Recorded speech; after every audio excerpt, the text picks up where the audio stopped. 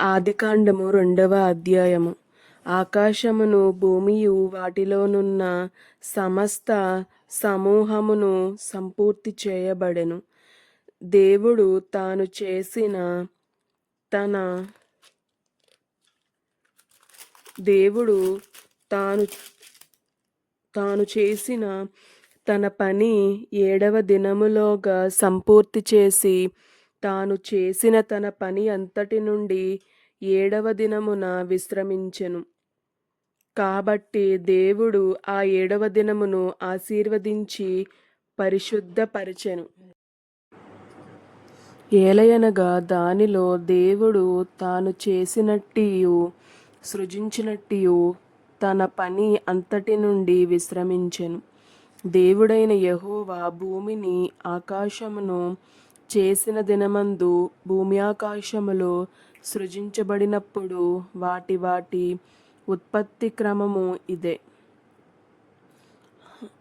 అది వరకు పొలమందలి ఏ పొదయు భూమి మీద నుండలేదు, పొలమందలి ఏ చెట్టును మొలవలేదు. ఏలయనగా దేవుడైన యెహోవా భూమి మీద వాన కురిపించలేదు, నేలను సేద్యపరచుటకు నరుడు లేడు. అయితే ఆవిరి భూమి నుండి లేచి నేల అంతటికిని తడిపెను.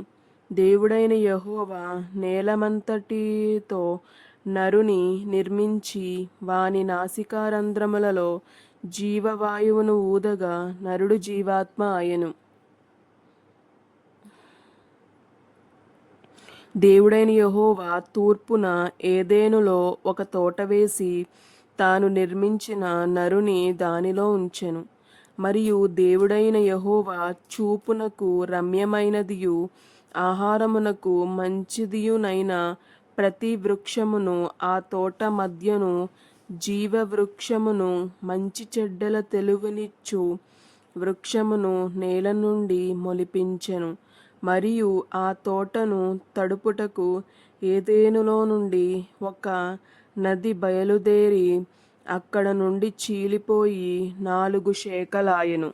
మొదటి దాని పేరు ఫీషోను. అది హవీలా దేశమంతటి చుట్టూ పారుచున్నది. అక్కడ బంగారం ఉన్నది. ఆ దేశపు బంగారము శ్రేష్టమైనది. అక్కడ బోళమును గోమేధికములను దొరుకును. 2వ నది పేరు గీహోను. అది కూషు దేశమంతటి చుట్టూ పారుచున్నది. 3వ నది పేరు హిద్దెకేలు. అది అష్షూరు తూర్పు వైపున పారుచున్నది. 4వ నది యూఫ్రటీసు. మరియు దేవుడైన యెహోవా నరుని తీసుకొని ఏదెను తోటను సేద్యపరచుటకును దాని కాచుటకును దానిలో ఉంచెను.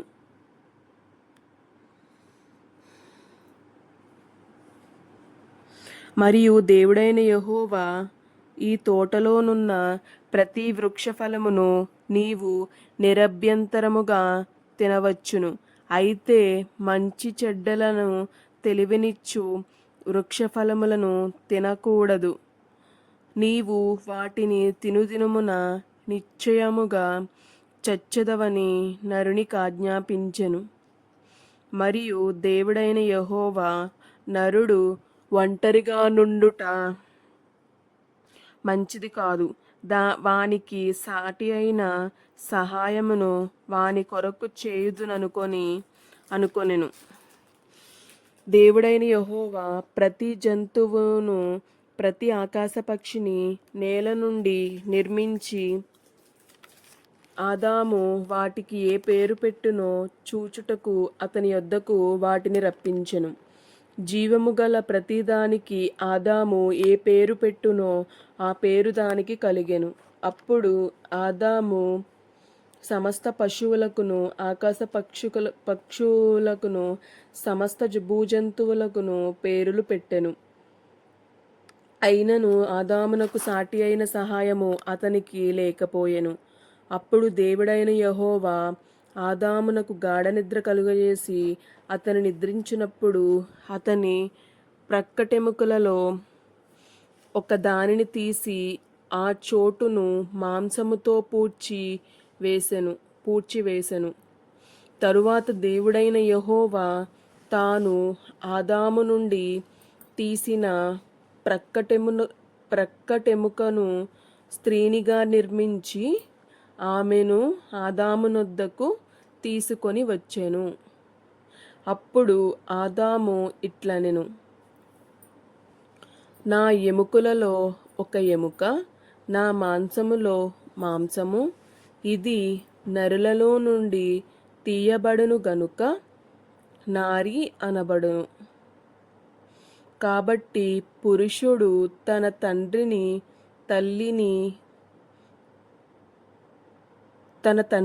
తన తల్లిని విడిచి తన భార్యను హత్తుకొనును.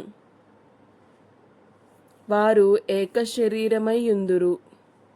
అప్పుడు ఆదామును అతని భార్యయు వారిద్దరూ దిగంబరులుగా నుండిరి.